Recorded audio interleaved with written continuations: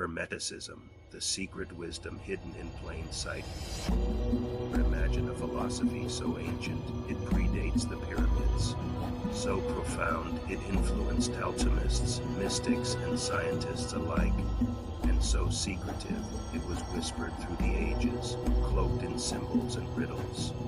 This is the world of Hermeticism, a spiritual, philosophical, and magical tradition said to originate from a mysterious sage known only as Hermes Trismegistus. Thrice great Hermes, they called him part god, part man, part myth. But what is Hermeticism? And why does it still matter today? Let's dive in. The origins. Who was Hermes Trismegistus? Hermeticism is named after Hermes Trismegistus, a syncretic figure that merges the Greek god Hermes with the Egyptian god Thoth. In ancient times, both were associated with wisdom, writing, magic, and the movement of the heavens. The writings attributed to Hermes, known as the Hermetic Corpus, were compiled in the first few centuries of the Common Era. These texts aren't just religious. They blend philosophy, mysticism, astronomy, astrology, alchemy, and psychology into a dense spiritual science. They weren't meant to be dogma, but doorways to deeper truths. The core principles, as above, so below. If Hermeticism had a slogan, it would be this: as above, so below. As within, so without. This isn't just poetic, it's metaphysical. It means that the macrocosm, the universe, and the microcosm, the individual, reflect one another. Understanding the self means understanding the cosmos and vice versa. Other Hermetic principles include mentalism, all is mind. The universe is a mental construct, correspondence, everything is connected through patterns. Vibration, nothing rests. Everything moves.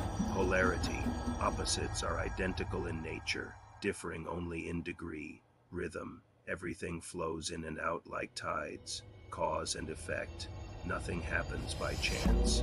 Gender, masculine and feminine principles exist in all things. These ideas laid the foundation for alchemy, astrology, and even the law of attraction centuries before they became pop culture. Alchemy, not just turning lead into gold to many. Alchemy sounds like medieval chemistry, but to Hermeticists, it was much more.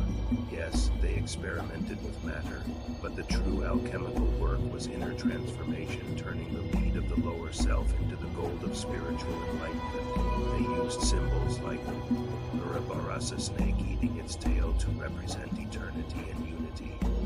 The philosopher's stone wasn't just a magical object, it was symbolic of awakened consciousness, Hermeticism and Christianity. And the occult during the Renaissance, Hermeticism made a huge comeback. Thinkers like Marsilio Ficino and Giordano Bruno believed Hermetic wisdom was the original theology older than Moses. It quietly wove its way into Christian mysticism, Freemasonry, Rosicrucianism, and even modern occultism. The Kybalion, published in 1908 by the anonymous Three Initiates, brought Hermetic ideas to the New Thought and metaphysical movements. But Hermeticism isn't about joining a secret society. It's about awakening to the truth behind the veil, modern implications, why it still matters. Today, science explores the quantum field. Psychology dissects the unconscious. Self-help gurus preach manifestation. Guess what? The Hermeticists were talking about all of this centuries ago.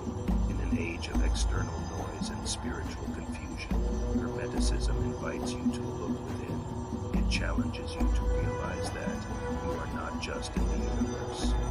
You are the universe expressing itself. Outro call to curiosity. So, next time you see an eye of Horus, a serpent eating its tail, or hear as above, so below, know that you're brushing against a current of wisdom stretching back thousands of years. And remember, the truth doesn't hide. It waits for the one who's ready to see. Welcome to the 48 Society. You're not just watching, you're remembering.